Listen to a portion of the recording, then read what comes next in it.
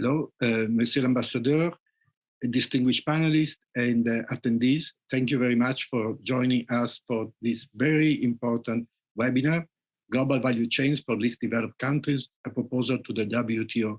I'm Giovanni Zanalda, the director of the Duke Center for International Global Studies, and I would like to welcome all of you and ask our colleague, Professor Gary Gereffi, who is also the director of the Global Value Chain Center at Duke University, to welcome everyone, introducing all the speakers, and then moderating this webinar.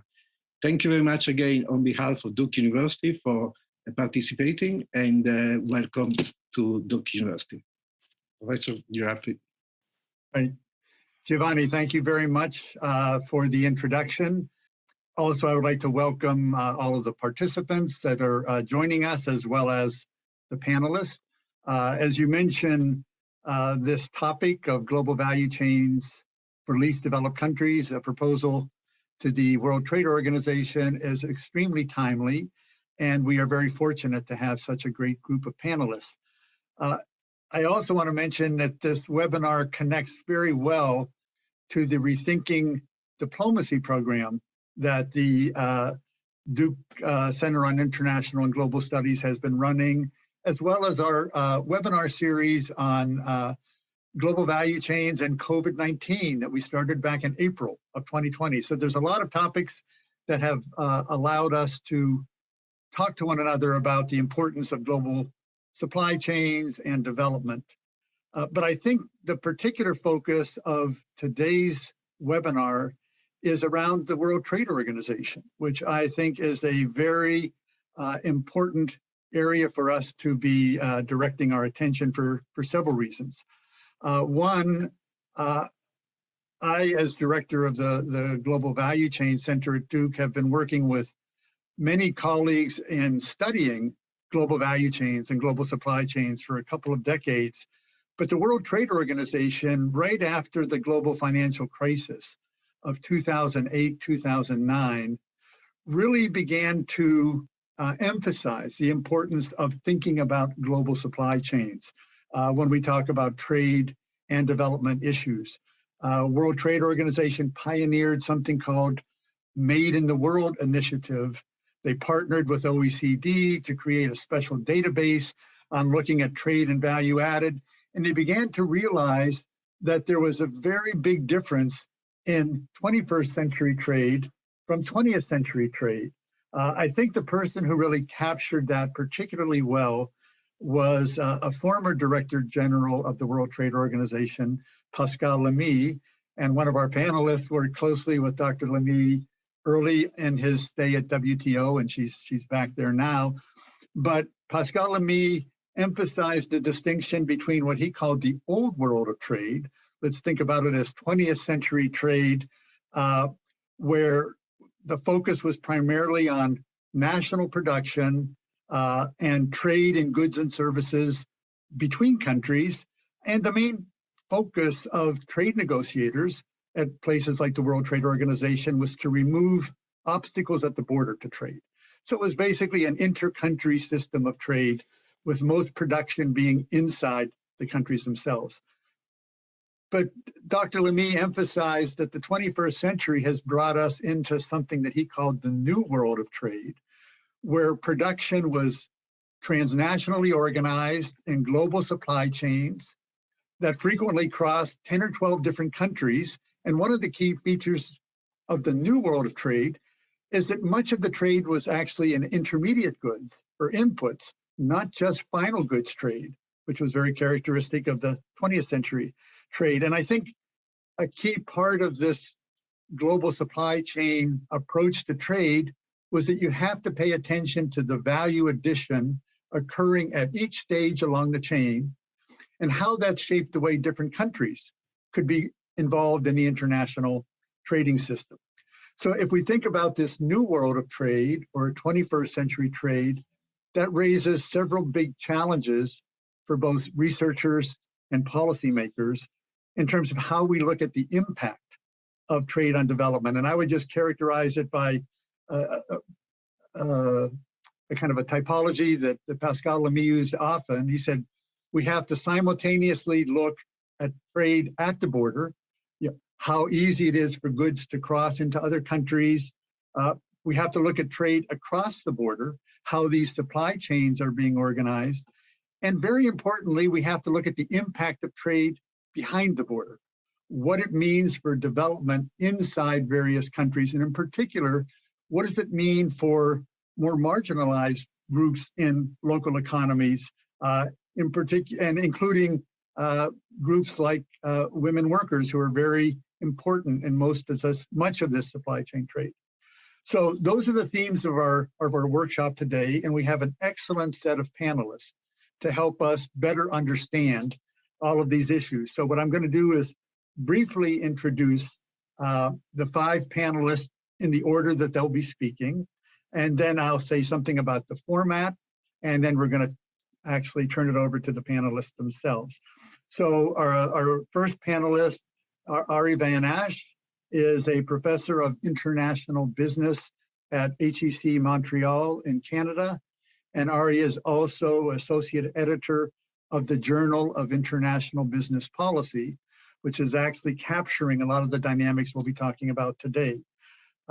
Stephanie Barrientos is the second member of our panel.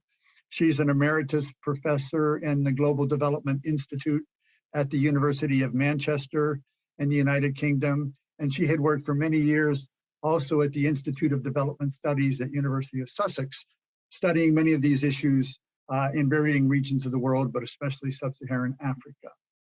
Anabel Gonzáles is also joining us from the World Trade Organization. Anabel has had a very distinguished career that bridges both national policy and the international organization worlds. Anabel was Minister of Trade in Costa Rica between 2010 and 2014. She then became Senior Director at the World Bank's Global Practice on Trade and Competitiveness. And after that, the World Trade Organization was able to convince her to return, and she is now serving as Deputy Director General of the WTO. Our fourth panelist, and we're very happy to have him as well, is Ambassador Ahmad Makaila. Ambassador Makaila is ambassador to the World Trade Organization from the Republic of Chad. And he's also the coordinator for the Least Developed Country Group in the WTO, which is a very important set of countries we're interested in for the webinar. And last but not least on our panel is Dr. Mustafizur Rahman, who is from Bangladesh.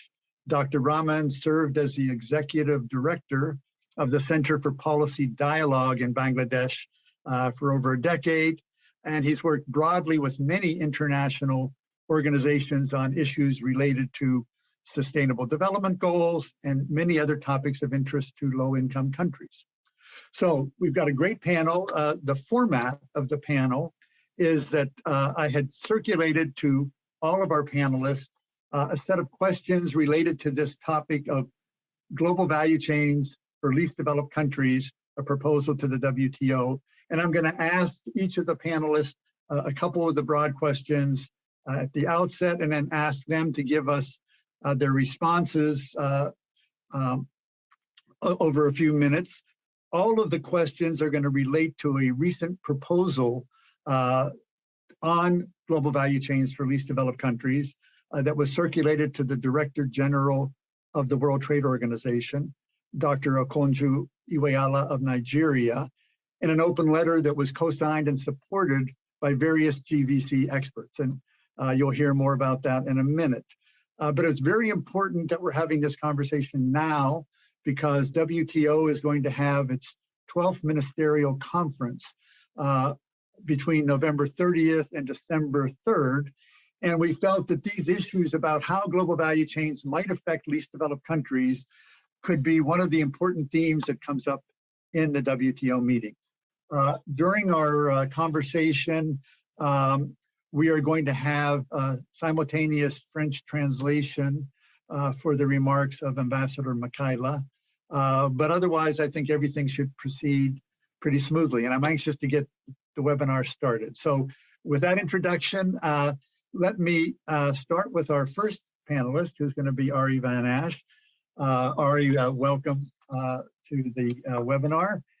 And the questions I have for you is to help us better understand what the GVCs for LDCs initiative that I mentioned is all about. It was highlighted in the open letter to the Director General of the World Trade Organization, but specifically, how can least developed countries take advantage of their participation in global value chains to create and add value locally according to the ideas in this proposal? So Ari, I'll turn it over to you. Thank you very much, Gary, and it's a great pleasure to be a part of this webinar. So indeed, let me just lay out a bit more about the history and the logic of the initiative. So the Global Value Chains for Least Developed Countries initiative was instigated by two European scholars, Alessandro Antimiani and Lucian Cernas. So they recently published a journal article explaining the initiative's logic and also doing some initial estimates of the economic impact of the initiative for least developed countries. So we decided to write an open letter about the initiative for a couple of reasons that you've already started alluding to, Gary. So first, there is a real need to come up with creative new policies that can foster sustainable economic development in least developed countries. The status quo does not work. The second reason is that the three of us, so me, Gary, and Stephanie, we all in our own research have started to understand the importance of grasping the link between global value chains and economic development. And that this is necessary to think about if we want to find these creative new policies. And so the Global Value Chains for Least Developed Countries initiative is certainly a testament of that. And third, indeed, is this urgency of these two upcoming important conferences, one being the World Trade Organization MC12. There's also the LDC 5, which are coming up in the next couple of months, and that will be laying out the new decade of action for least developed countries. So let me actually spend a couple of minutes trying to explain the logic of the initiative. So the attractiveness of the GVCs for LDCs initiative is that it can provide a real boost to least developed countries' participation in global trade by extending their preferential treatment. So currently, it is already the case that least developed countries receive duty-free and quota-free market access for their direct exports to virtually all developed countries and many and a growing number of developing countries. What the GVCs for LDCs initiative would do is extend this duty-free and quota-free market access to indirect exports as well. In other words, it would make the value added in global trade that is created in least developed countries duty-free and quota-free all along the global value chain. And it would do this without really adding a lot of administrative hurdles as well. So let me just give an example to make all of this a bit more concrete. So raw cotton is a leading export product in the least developed countries of Benin, Burkina Faso, Chad, and Mali. So for this reason, these four West African countries are often referred to as the Cotton Four. So currently it's the case that the Cotton Four countries can export their raw cotton duty-free and quota-free to many countries around the globe. But suppose that there is a Turkish producer that takes raw cotton from Chad and uses it to make a cotton shirt that then is exported to Canada. The export from Turkey to Canada will face a tariff of 18%.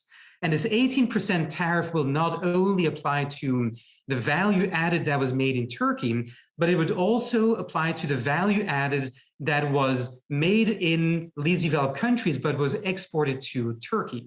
So here I'm giving one example of kind of two steps in a global value chain. But if a component made in a least developed country is exported one time and then incorporated and exported to another country, and then again, and then again, and then again, what is happening is that the same value added made in least developed countries will be facing tariffs many, many different times.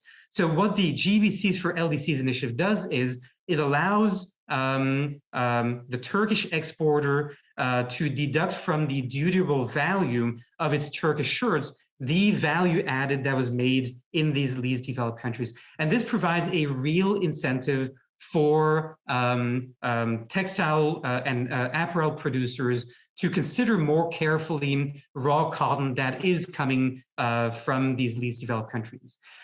It's important to point out that the GVCs for LDCs initiative would not only benefit the traditional commodity exports in these developed countries, but could actually boost export diversification into manufacturing as well. And the reason is very simple.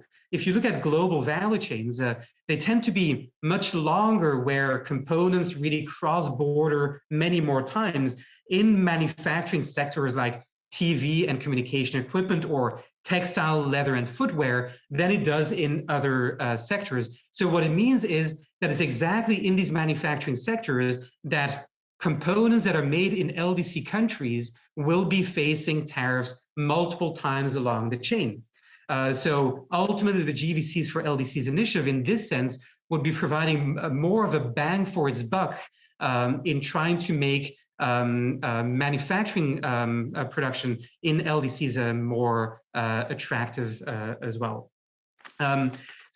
So let me kind of make a final point, and that is that the GVCs for LDCs initiative is not only about extending preferential treatment to LDC countries, but it can actually be linked to other projects as well. So for example, one thing that is getting a lot of policy attention right now is the UN Sustainable Development Goals, where there is real pressure being put onto multinational firms to deepen their engagement in addressing these sustainable development goals. Well, the GVCs for LDCs initiative actually provides a useful a method to try to develop transparent and traceable indicators that multinational firms can try and use in order to demonstrate their efforts to address the sustainable development goals. For example, what multinational firms can do is they can indicate that they are trying to help in addressing goal number 1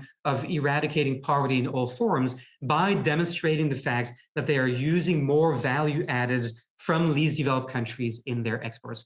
So let me just finish with some estimates of the potential impact of the initiative, and then I'll stop. So in the article that Antimiani and Serdat have written on the GVCs for LDCs initiative, they actually estimated that this would increase annually the exports of least developed countries by more than $5 billion, which on average for least developed countries would be about 2% of their value-added exports. So it really is something that can, with a lot of political goodwill, can actually have a real impact on the exports from least developed countries. I'll stop here, and I'm looking forward to the discussion of the other panelists. Thank you very much, Ari. And let me also mention to the participants in the webinar, if along the way you have questions or comments, please put them in the Q&A function of Zoom, and we will try to look at those at the end and see if we can get some of the questions back to the panelists. So let me turn now to Stephanie Barrientos. Stephanie, you've worked extensively in sub-Saharan Africa and looking at how countries might be able to climb this global value chain ladder in different ways and create more value.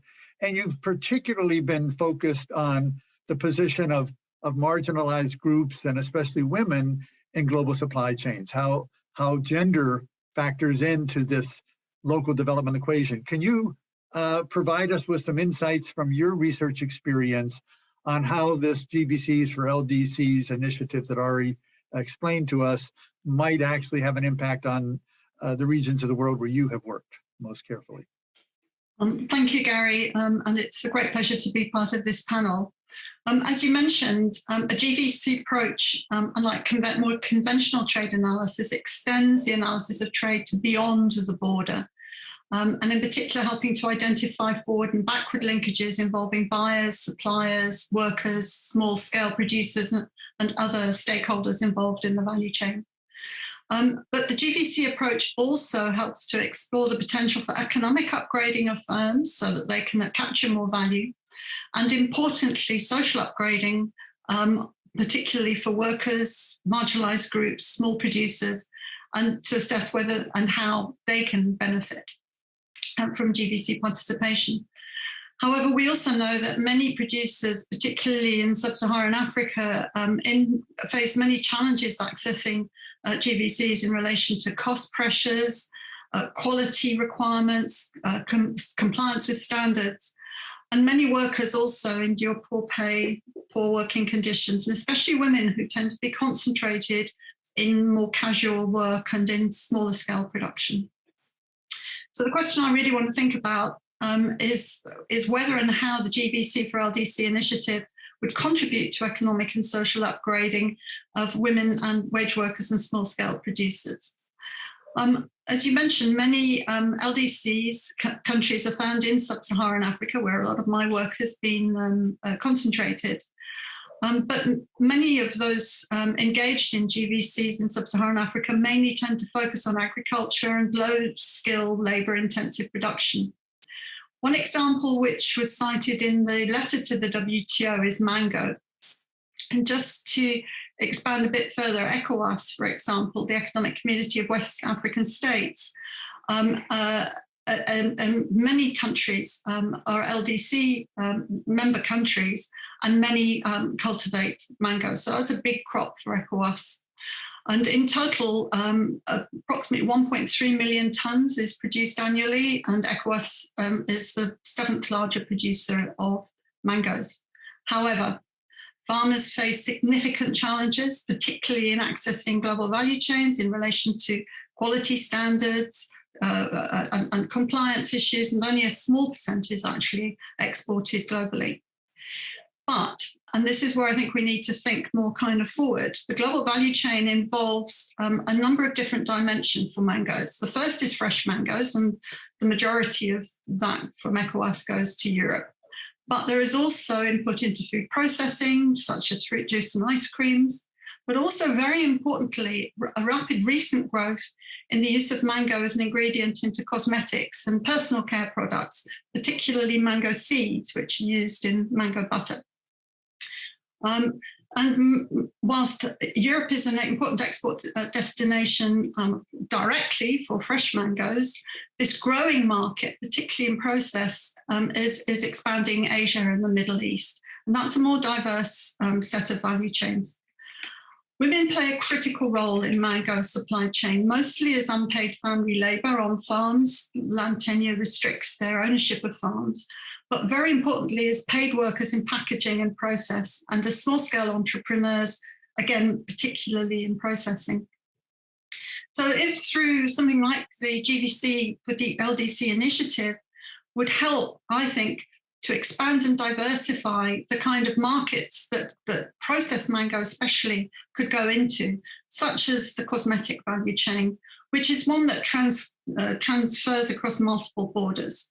And this would really help to enhance women's employment and their entrepreneurial contribution to this different dimensions of mango production.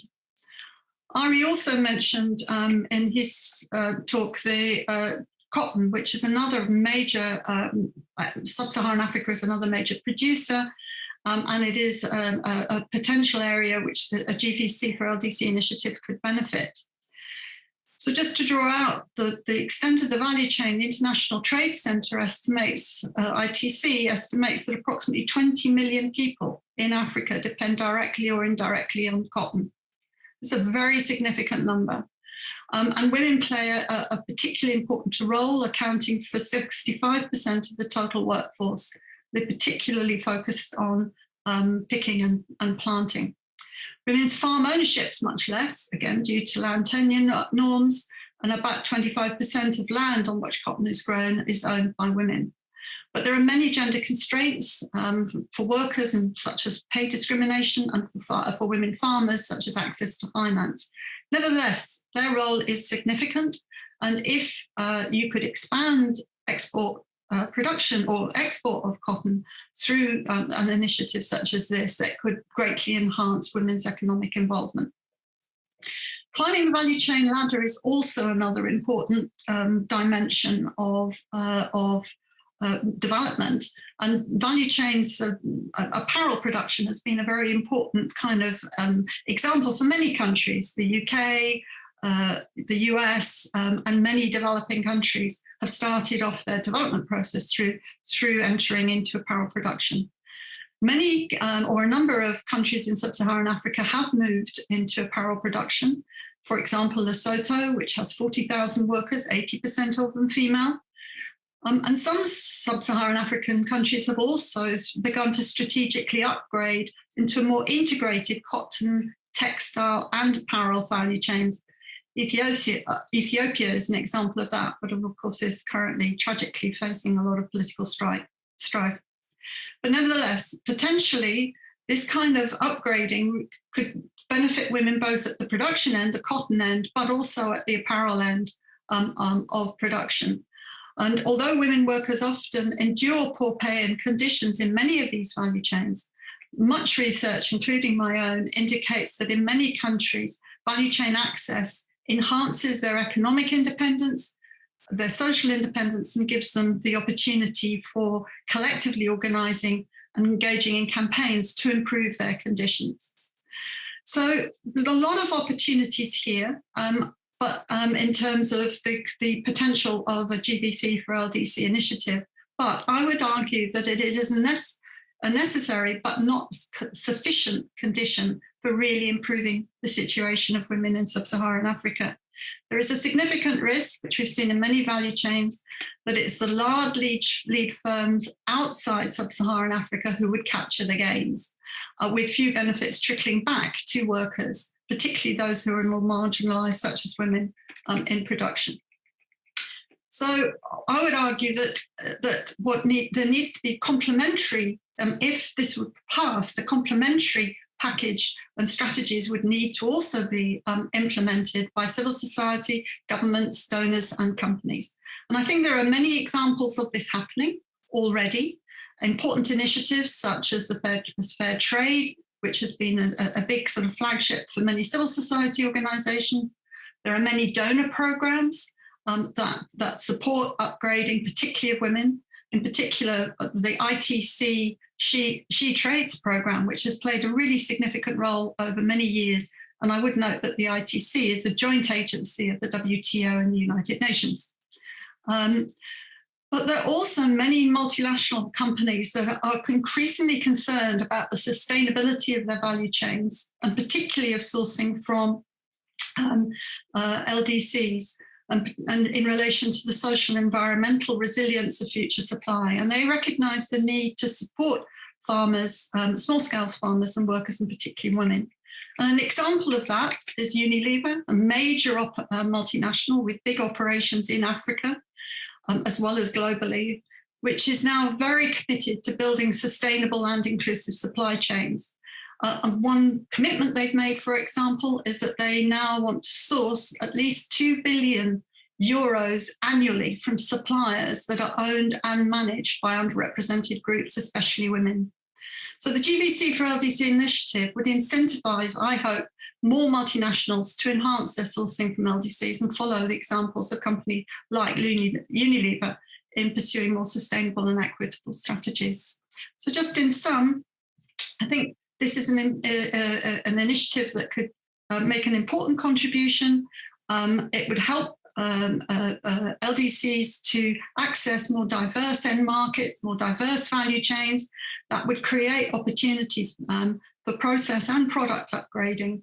But if combined with corporate, government and donor strategies and civil society strategies that promote more gender equitable, social and environmental upgrading, I think this would make a significant contribution to addressing the Sustainable Development Goals, particularly Goal 1 on poverty and Goal 5 on gender equality, but other goals as well. Stephanie, thank you so much for those comments. They reflect years of really detailed research by you and many colleagues in sub-Saharan Africa and elsewhere. And I wanted to thank you for pointing out some very important aspects of global value chain analysis. Your mango example shows the importance of looking at a product in all of its different dimensions, not just fresh mangoes, but the byproducts that can be very important in linking up to multiple chains. You also stressed the need to look not just at direct labor force, but indirect labor force in many of these industries, and also the particular role played by women. And your last point about multi-stakeholder coalitions and initiatives is extremely important, because it shows how we might be able to get greater leverage by bringing together some of the big players in these chains, as well as the countries directly involved. Anabel, I want to turn to you next. And I'm particularly delighted you're on the call, because I think you really bring a unique perspective to these issues, both because you've dealt directly as a policymaker in Costa Rica with lots of different industries, and how Costa Rica has tried to climb the value chain, especially in some relatively high-tech industries. But your work at the World Bank and now again at World Trade Organization, I think, helps you understand the importance of the multilateral dimension of this. So the particular question I wanted to ask you is what you see as the importance of integrating least developed countries in the global economy through global value chains, which is the gist of the proposal that Ari and Steph were both speaking to, and also how this kind of initiative might relate to the context of the WTO ministerial that's coming up at the end of the month. So let me turn it over to you. I'm sure you've got many thoughts on these issues, and thank you again for joining us.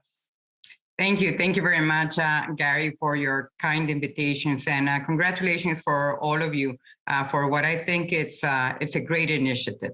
I think that we all know that over the past 3 decades, global value chains have powered a complete transformation of global trade, and a transformation that creates many opportunities for least developed countries. Because we know that in a world of global value chains, LDCs no longer need to think about building whole industries from scratch to be part of the global economy, and they can instead specialize in a specific task along the global value chain and leave more complex tasks to other countries, and then progressively climb the value chain. Now, LDCs that join global value chains can gain a double dividend. Their most productive firms specialize and expand, lifting overall productivity, and there is significant evidence to this.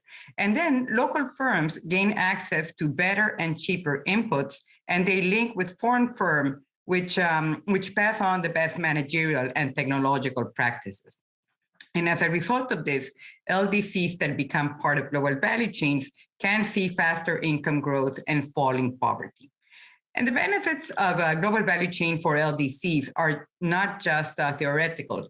They are very real. I think Professor Barrientos was mentioning, for instance, the case of Ethiopia, where firms that participate in global value chains are more than twice as productive as similar firms that do not. And when I was at the World Bank, for example, we did some work in Ethiopia in this regard, supporting special economic zones and a series of policy changes that helped to spearhead Ethiopia's participation in the apparel value chain in particular. Another great example, I think, is Bangladesh. Exports of apparel that use textiles from elsewhere in the global value chain have doubled every 3.8 years since 1988, making Bangladesh the world's third largest exporter of apparel and footwear after China and Vietnam, which is quite impressive. And this impressive growth has come with a steep fall in poverty. In 1988, some 44% of people in Bangladesh lived in extreme poverty. 3 decades later, the figure had fallen to 15%. And again, this is an impressive achievement. And these are not isolated experiences. Cross-country studies estimate that if a country increases its participation in global value chains by 10%, its per capita income increases by up to 14%. And yet, not all LDCs benefited from the first wave of global value chain growth during the 1990s and early 2000s. Many are left behind. Between 2011 and 2020, LDC exports of goods and services contracted, and the share of LDC in global exports stagnated. That share has yet to break the symbolic 1% mark. What's more, LDC export baskets remain highly concentrated on a handful of commodities, some agricultural goods and minerals, even as rising clothing exports have helped diversify LDC trade somewhat. And we know, of course, that the pandemic has further hurt the trade prospects of LDCs. Now, a small silver lining to the pandemic is that it is accelerating the trend towards reshuffling of supply chains as companies look for new sources of efficiency, get closer to the consumer, and build back buffers to better respond to future shocks. So that creates new opportunities for LDCs bypassed by the first wave of globalization. And I think, for instance, of countries like Cambodia and Laos PDR being cases in point. Since 2010, both countries have seen their global value chain exports increase by double digits each year, even as the overall growth of global value chains has slowed down. So all this suggests that global value chains still offer LDCs a path to prosperity, which brings me to the second part of your question, which is what can be done so that LDCs that have been left behind can catch up. And I think a big part of the answer is to improve access for LDC exporters to foreign markets. And I understand this is a very important part of your GVC for LDC initiative. And that initiative has the potential to make a real contribution, and certainly making a real contribution to discussions at the WTO on how to increase participation of LDCs in global trade. You have put forward a concrete and innovative idea to ensure that preferential schemes better reflect the reality of today's world, where trade occurs mostly along supply chains. And that is a promising approach, I think, which could help LDCs reap the benefits of global value chain trade. So I would urge you to and encourage you to continue discussing and refining these ideas to ensure the necessary buy-in from trade officials in LDCs and in their trading partners. Now, preferential access to developed country markets is one important part of the answer to integrate LDCs in the global economy. Another very important part is to lower the cost of cross-border trade, which remains very high in LDCs. Trade costs in low-income countries are equivalent to, on average, to a 270% tariff, which means that trade costs more than triple the price of international traded goods over domestic goods. And that needs to change if LDCs want to link to global value chains. And let me here briefly mention three policy levers that I believe governments in these countries have at their disposal to lower trade costs. The first policy lever is to reduce delays at and behind the border by streamlining, simplifying, and standardizing customs and other trade procedures. For many goods traded in global value chains, a day's delay is equal to imposing a tariff of excessive to 1%. The WTO Trade Facilitation Agreement offers I believe, a powerful framework to reform. Our own studies show that the agreement's full implementation could have a big payoff for LDCs, which could see the number of products exported go up by 35%. What's more, action on trade facilitation could partly offset the sharp rise in the cost of shipping that has resulted in recent times from strains in supply chains. And the second policy lever that LDCs can use to lower trade costs is to improve the trade and investment regimes by making them more open, more transparent, and more predictable. You know, study after study has shown that high tariffs and other barriers, as well as restrictions on foreign direct investment inflows, inhibit a country's participation in global value chains. And that's because the cost of trade barriers are magnified when goods and services cross borders multiple times, as happens in the context of global value chains. And policies to attract foreign direct investment can remedy the scarcity of capital, technology, and management skills that are critically important to join and move up in global value chains. The third and last policy lever to lower trade costs is to modernize communications and transport infrastructure and liberalize road, sea, and air transport. A focus on those areas can help LDCs overcome their geographical remoteness to major global value chain hubs in Asia, in Europe, and in North America. And given that global value chains might increasingly come together around digital platforms in the future, it is equally important to create strong foundations for the digital economy to thrive in LDCs. So cooperation, I think both at the regional and global levels, will be essential to support domestic efforts by LDCs to join global value chains. And this is why I think it's very encouraging to see that 19 low-income countries are actively engaged in WTO discussions on investment facilitation. They are part of a group of more than 100 WTO members working on a set of disciplines to make investments more transparent and predictable, and to ensure that those measures are administered in a way that is free of procedural red tape. Group of WTO members are also working on other issues that are critically important to the future of trade and global value chains, not least services regulation, e-commerce, and environmental sustainability. So far, LDCs have mostly stayed away from those discussions, but hopefully that can change because that's, in a way, a missed opportunity and highlights the need to work closely with LDCs to shape the rules that will govern trade and global value chains in the 21st century. One note that I'd like to highlight is that WTO, through the Enhanced Integrated Framework and the Standards and Trade Development Facility, and also through the work with the ITC, is playing an important role in helping LDCs upgrade the quality of their goods and services and break into global value chains. So we must build on that support to ensure that LDCs are not left behind by a rapidly changing trade landscape. Let me conclude by saying, Gary, that academics such as you, Ari, Stephanie, and others, you lend intellectual heft to the efforts in Geneva and elsewhere to turn this goal into reality. So your contribution is really, really critical to help improve the global trading system and to ensure that it delivers benefits for all people everywhere. So we are taking an important step here today, and I look forward to continuing this dialogue. Thank you very much. Great, Anabel, thank you very much for such insightful remarks and also inspirational ones to try to get not only the academics, but the practitioners working on these issues to align around some of the initiatives like the ones you outlined that could help make a difference. So we will keep trying to make the different kind of contributions we've been discussing. Let me turn now to Ambassador Makaila from Chad.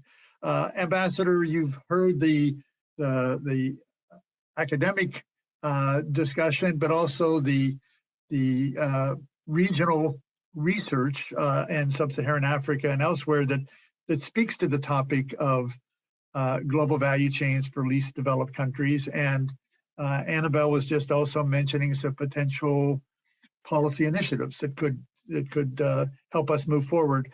I'm particularly interested in your perspective as the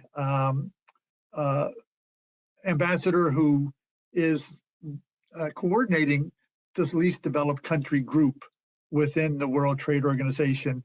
What is your perspective on the key policy issues that the LDC group confronts, and how do you see the opportunities for further integration into global value chains of the sort that's been alluded to by previous speakers? How do you see that as being relevant and making a difference for the LDC group, and how this might play out in the upcoming WTO conferences and ministerials?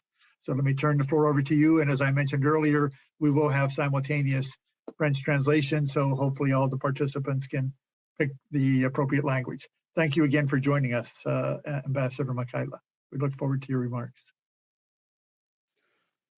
Merci infiniment, merci, professeur. Je voudrais d'abord, au nom du groupe de PMA à l'OMC, vous remercier sincèrement pour cette initiative.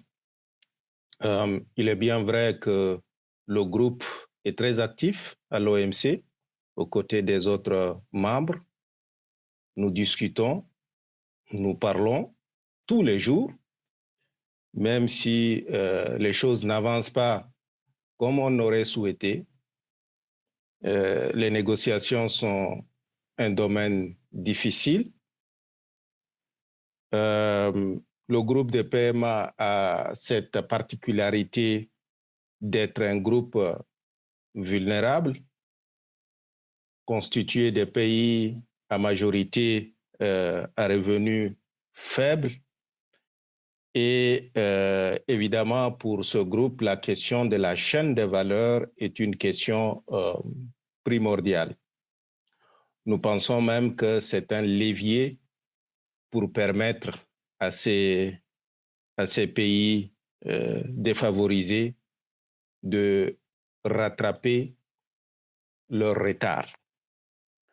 Je dois commencer par dire que le commerce, en tout cas nous pensons au niveau du groupe des PMA que le commerce peut et doit donner un rôle pour aider nos économies à rebondir, surtout après cette terrible pandémie qui a frappé tout le monde, sans exception, mais qui a frappé encore plus les pays de PMA, qui étaient déjà dans une situation économique, je ne vais pas dire désastreuse, mais une situation économique difficile. Et la crise de la Covid est venue nous enfoncer encore davantage. Un seul chiffre, alors que dans le reste du monde,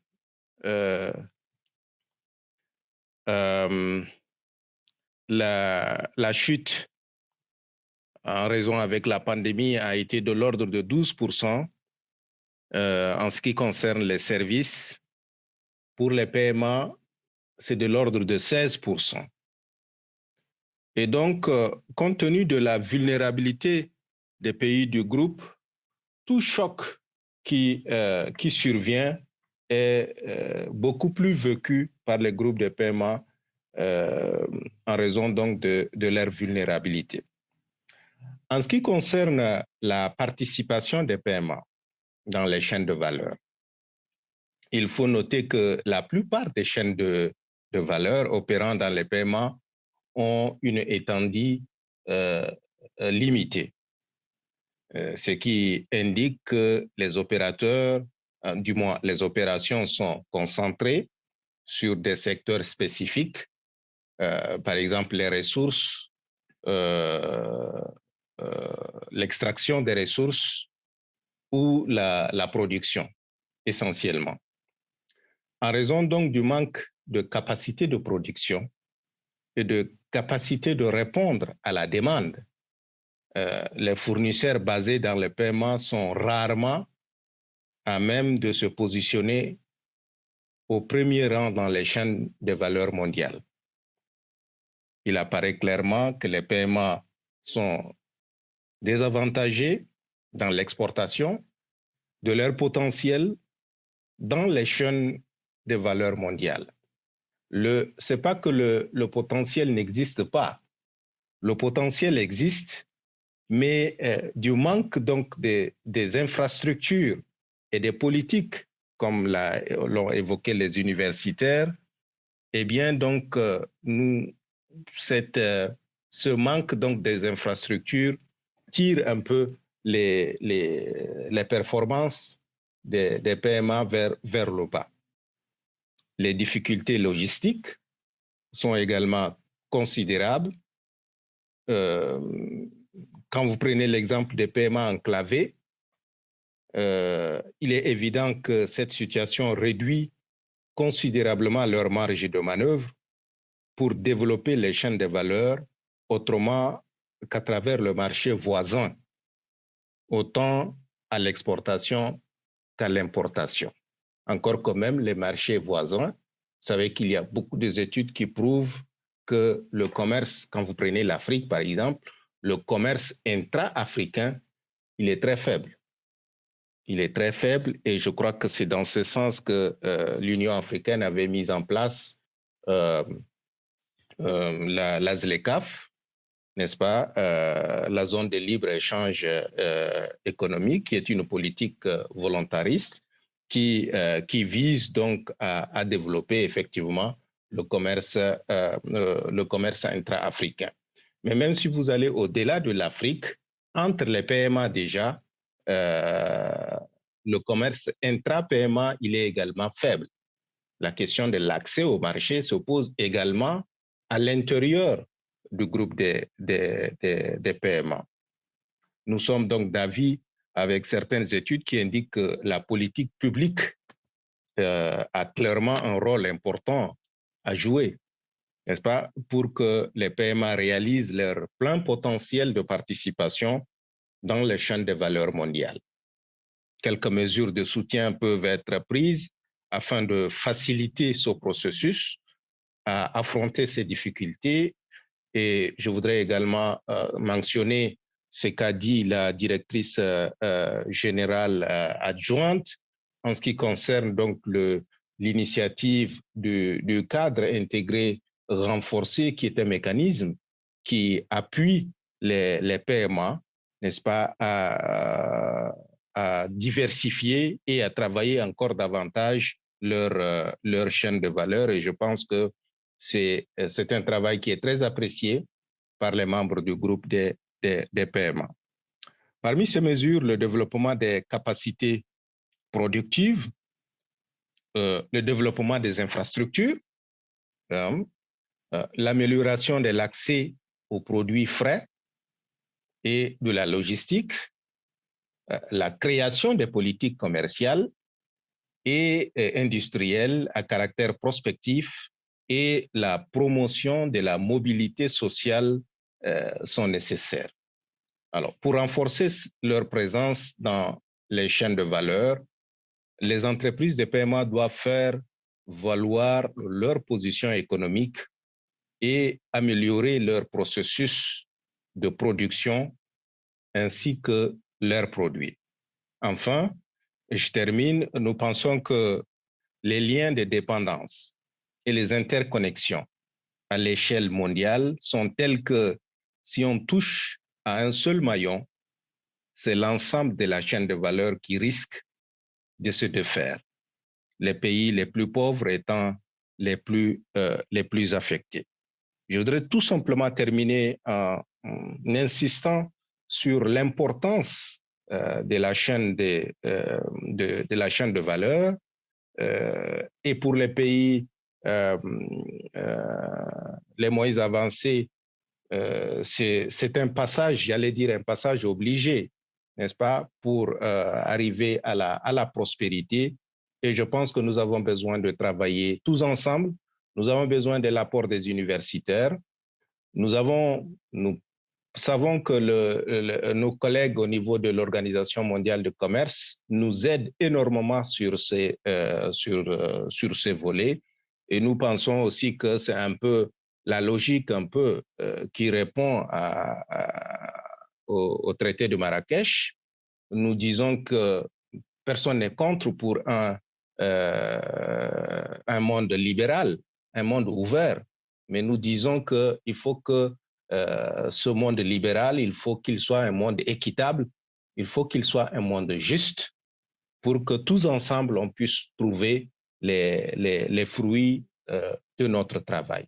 Voilà ce que je voulais dire en vous remerciant à nouveau de nous associer à cette réflexion. Thank you very much, Ambassador Makaila, for giving us a better sense of the concrete concerns that members of the least developed country group have with regard to the issues that have been raised, and also your appreciation of some of the possibilities of using global value chains to help promote development and to link up to some of the facilitation or policy initiatives that Anabel Gonzáles was mentioning connected to the World Trade Organization. Our last panelist is a person who can speak also quite directly to a country level perspective on global value chains. This is Dr. Rahman from Bangladesh. As we already heard from one of the other panelists, Bangladesh has been particularly successful in increasing its position in the apparel and textile value chain, moving up to the third position as a global exporter. But Bangladesh also is diversified in other industries like mangoes and others where you're an important exporter. So Dr. Rahman, having heard the comments by the other presenters, why would this Global Value Chains for Least Developed Countries initiative be important for Bangladesh? In what ways might it be important? And what does the Bangladesh development experience more generally tell us about some of the key challenges and opportunities you see towards improving Bangladesh's position in the global economy? Thank you again. Thank you. Thank you, Gary. And my deep appreciation of this opportunity to share my views on an excellent proposal. And I would also like to add that it is a very timely proposal in view of the upcoming MC12 and also the LDC 5 in January in Doha. I think that my panelists have really, between them, brought out a number of very important issues. I will try to look at the GVCs for LDCs by wearing two hats. One is as a least developed country, the other is a graduating least developed country. Now, as a least developed country, obviously, Bangladesh, as you have very rightly mentioned and Anabel has elaborated on it, Bangladesh has benefited from participation in the global value chain. We would like to say we are now once again number 2 in the world after China. Well, Vietnam sometimes becomes number 2. But the fact of the matter is that we have been able to take great advantage of the value chain because Bangladesh does not produce cotton. We have to import all the cotton, or we have to import yarn, or we have to import fabrics. So Bangladesh ready-made garments is built on backward value chain linkages. Okay.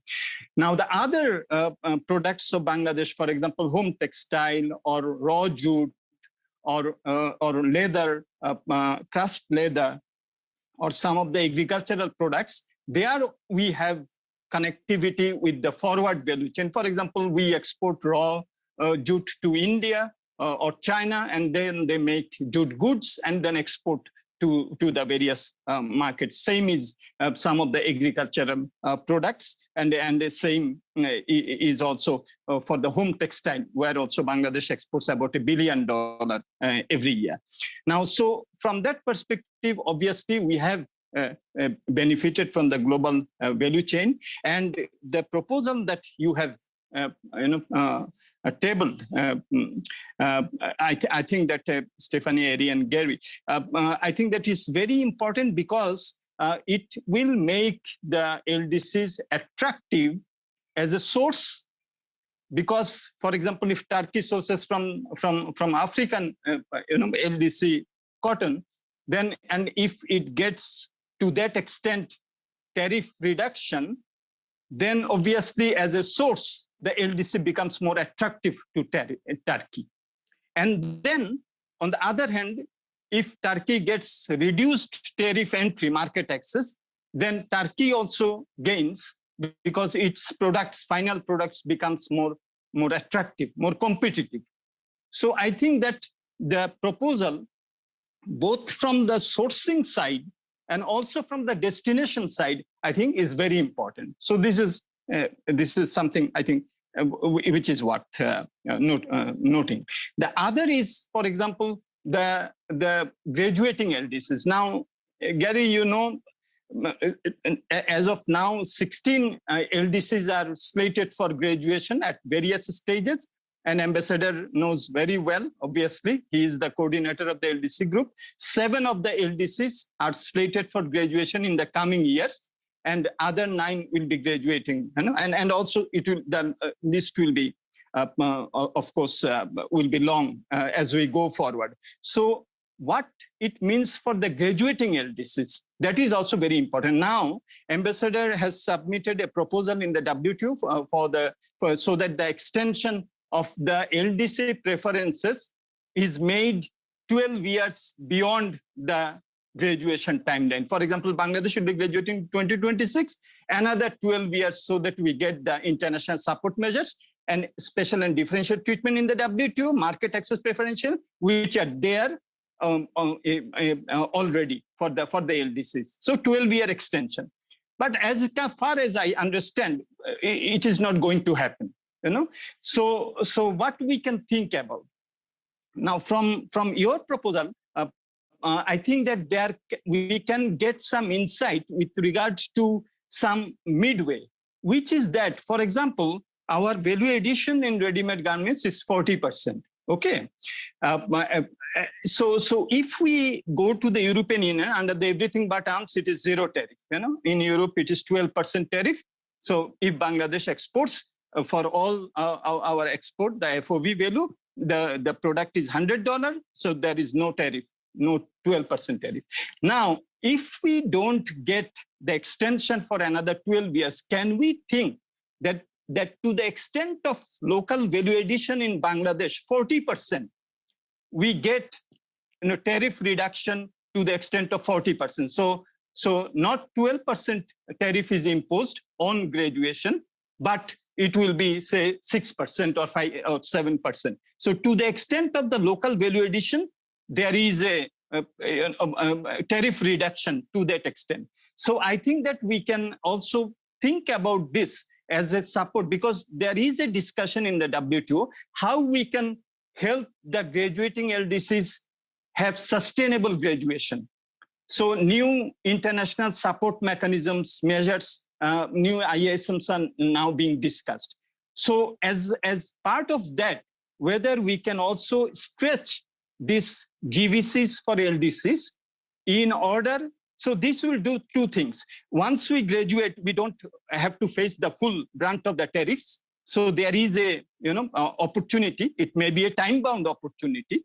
So that and it will also help us to also go for more domestic value addition, because my tariff preference will be dependent on the value addition that I'm making. So I want to stretch the proposal that you have proposed for the LDCs to the graduating LDCs, because as Ambassador knows very well, there is a discussion, and in MC12 also the LDCs have submitted another, it's not 12 years, but for 6 to 9 years, if we can extend the SNDT provisions in the WTO. So if we don't get the maximum, can we think about of something in between to the extent of local value addition, tariff reduction? Okay, so that is something that I would like to propose for thinking, because Ambassador is also here. Chad is the coordinator. So Gary, that will be my thoughts on an excellent. When I first you contacted me and shared this proposal, I was really excited that it's a new way of looking at it. And as Pascal Lamy has rightly mentioned, and some of our panelists also mentioned, this is 21st century trade that we are talking about. And really we will have to think out of the box. And I think that this is an excellent proposal which merits not only discussion, but also what offshoots we can also think about in that line. Thank you. Thank you so much, Dr. Rahman, and in particular for highlighting the importance of the graduating countries as well as the existing countries. I know that Anabel has another meeting coming up, and Anabel, because of the emphasis of Dr. Rahman on graduating countries, do you have any particular comments you'd like to make in that regard? And I'll ask Ambassador Makaila the same before we turn to any other questions we might have. Anabel. So I know this is a topic under discussion right now, and it's certainly an important topic. Just to say that from my own perspective, what I would like to see is a lot of countries graduating. The sooner the better.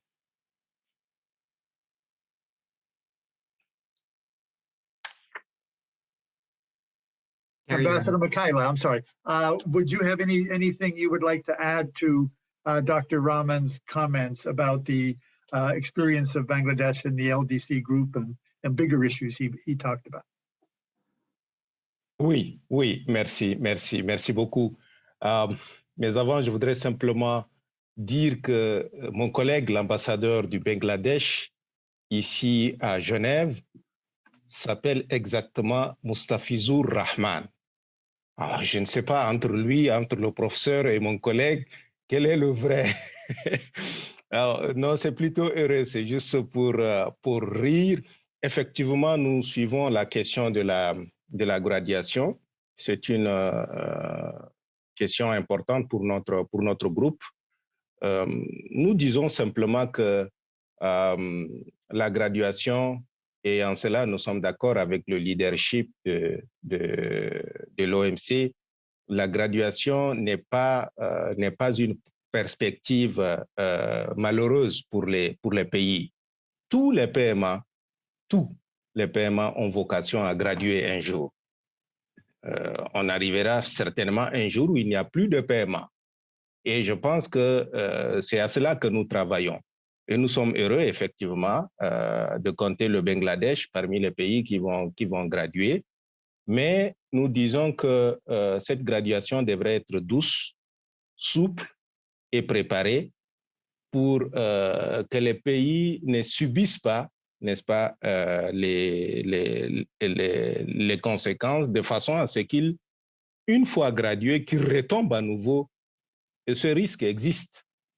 S'il n'y a pas d'accompagnement, s'il n'y a pas de politique, il y a des risques que les pays gradués redeviennent à nouveau PMA. Et c'est cela que nous voulons éviter. Et il a tout à fait bien résumé la situation. Nous avons une proposition sur la table. Nous proposons une période de 6 à 9 ans, 6 à 9 ans, pour que les pays soient bien préparés pour affronter leur nouvelle vie, n'est-ce pas, de pays en développement. Et donc, c'est sur cette proposition que nous travaillons.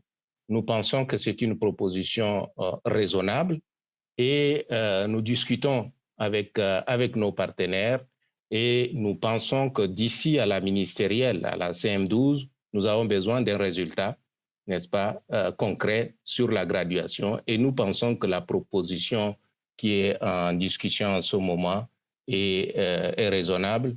Le groupe, il est flexible, il discute avec tout le monde, mais nous pensons que les PMA gradués ont besoin de continuer à bénéficier des flexibilités de tous les traitements, en commençant par le traitement spécial et différencié, j'y arrive, le TSD, et l'accès au marché également. Et donc, toutes ces mesures incitatives, les PMA gradués doivent pouvoir en bénéficier jusqu'à ce que cette période transitoire, n'est-ce pas, de 6 à 9 ans, puisse être épuisée. Et à partir de ce moment-là, on pourra dire que ce pays gradué est effectivement un pays en développement et qu'il doit avoir maintenant un traitement différent du reste des PMA. Et je pense que nous sommes absolument d'avis sur la question. Et d'ailleurs, le Bangladesh est le point focal, n'est-ce pas, de notre groupe de PMA sur la graduation. Vous savez que le groupe de PMA est organisé en plusieurs compartiments. Et donc, la question de la graduation est suivie par le Bangladesh dans son rôle de point focal. Ambassador Makaila, thank you very much for those comments. We're getting close to our end time, and I know we've had some questions in the question function. Let me turn back to Ari and Stephanie. And if you've looked at the questions, some of them are directed individually to you, and you've heard some very rich discussion on policy issues and alternatives. So let me go and maybe start with Steph this time and then end with Ari in terms of your reflections on what we've heard, and that will be a way for us to, and addressing any of the questions that you can in the Q&A function, and then we'll follow up with people after the webinar on a one-on-one basis if possible. Stephanie. Thank you, and some really important contributions from the different members of the panel, and I think complement each other very well in terms of bringing in different perspectives. So I think just what I would like to, a number of points have been raised in the chat about the complexities of an initiative like this, and in my view, what the initiative does is open the door, and that once we open the door, then we can start to work through these other complexities. There are definitely challenges, but there are big challenges for LDCs staying out, being excluded from global value chains, and certainly looking at it from the perspective of workers, small producers, and more marginalized groups. a lot of evidence shows in many different countries that those that are included are better off than those that are excluded, despite the challenges. So I think some really good points are being raised, and I think the potential is definitely there. But I see this as at the beginning of a long journey rather than the end. So thank you, Gary. Okay, thank you, Stephanie. Ari, any reflections? No, thank you. There were two people who asked questions about perhaps the administrative hurdle. So Pasi Heikki Varanman and Louise Kern both asked a question of, well, how are you going to be able to capture or measure the value added made in least developed countries? So right now, even in order to get duty-free and quota-free market access for direct exports, documentation does have to be provided, and there has to be some indication that the value added was made in these countries. So the idea would be that this same documentation that is already used for direct exports would also be used as it goes along the global value chain as well. And so as a result of that, you're not adding new measures that have to be created. You're just using the existing documentation. Another comment that came up, and then these are all really great comments, is the question whether giving this extended preferential treatment to least developed countries then will lead to lobbying for other countries to do the same thing. For sure, there will be more lobbying, and so that is perfectly fine. What I would indicate is that there is goodwill around the globe, and there has been goodwill around the globe to extend preferential treatment toward direct exports of least developed countries, which does not exist for perhaps developing countries like China or Vietnam. So what we are indicating is that we're simply using the same goodwill to extend preferential treatment in a further way along with this global value chains logic. So then these are the 2 points I wanted to make. But I would certainly be very happy to continue this discussion with all of the scholars that have raised questions, because they're great questions that need to be discussed. Thank you, Ari. Dr. Rahman, let me give you the opportunity to have the last word among the panelists, since you've had a good discussion on some of the issues that you raised. Thank you, Gary. I think Ambassador's comments and the comments by other colleagues also very well taken. With regard to the question, I think Ari has answered it brilliantly. I think because there is a system in place already. For example, ready-made garments, they are used to be 3-stage for knitwear and 2-stage for wovenwear, 15 years back. So that also we had to prove that it is 3-stage. We have complied with 3-stage, we had complied with 2-stage. Now it is 1-stage. We have to show the certification. So the system is there. With regard to many of the agriculture products in the EU under the everything but arms, they are also, you have 40% or 50% local value addition. Only when we can prove that we had this amount of local value addition, we could access the zero tariff. So there is a system in place. So we can take advantage of that. And also with regard to whether other countries can ask for this type of, you see, this LDC group was identified as a separate group within the developing countries in 1971, started with 25 countries. As we speak now in 2021, there are 46. So I think that we have to remember that this is a particular vulnerable group of countries which should be helped in terms of getting into the global value chains and globalization. So I think that there is a goodwill towards the LDCs. Many countries are providing preferential market access. Almost all countries have preferential market access, GSP schemes for the LDCs. So I think that they will be looking at it seriously, and some of those graduating countries which will no longer be eligible for this market access, identifying something along the proposal that you have presented, I think that provides a great window of opportunity to give them some space in a time-bound manner in order to take advantage of the participation in the global value chain. Thank you, Gary. Thank you, Dr. Rahman. And let me thank all of the panelists again for your participation. I think you've not only helped us better understand the link between this particular proposal about global value chains and development in least developed countries, but I think you've shown how and why we need to rethink not just diplomacy, but business diplomacy as it relates to these issues and the connection between the research communities and the policy communities and international organizations. So thanks to everybody. I want to remind the participants that our colleagues at the Duke Center on International and Global Studies will be sending out the article that was referred to in our conversation and video links from today's webinar in the future, so the people that want to share it with other folks who are interested in these issues, we really encourage you to disseminate it. And we're delighted to be able to have this kind of very important discussion, and hopefully in the coming weeks and months, there will be more progress on the initiative we've been talking about today. So thank you to all the panelists and also to the participants. Pleasure to have you.